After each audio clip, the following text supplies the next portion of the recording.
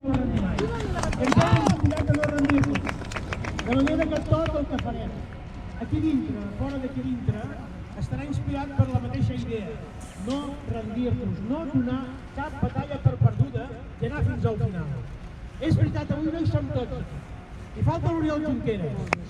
L'Oriol,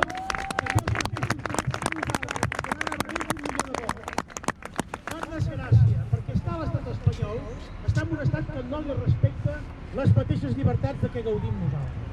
Doncs hem de treballar per això, perquè l'Oriol ha d'acompanyar-nos aquí, perquè l'Oriol té el dret i el deure d'estar aquí, perquè és un representant dels nostres ciutadans europeus. I les institucions europees han de protegir no només els seus drets, sinó els drets de tota la gent que l'ha votat. Està en joc la democràcia europea.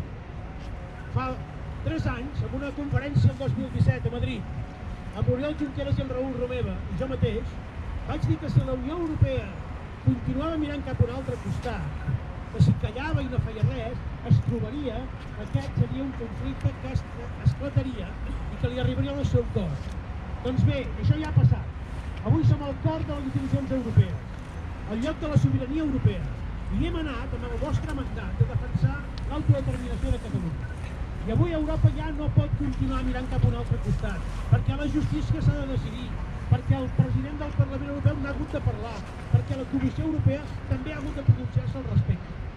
I per tant, tot allò que feien abans, de mirar cap a un altre costat, de dir que és un afer intern, ara això ja no ho podran dir.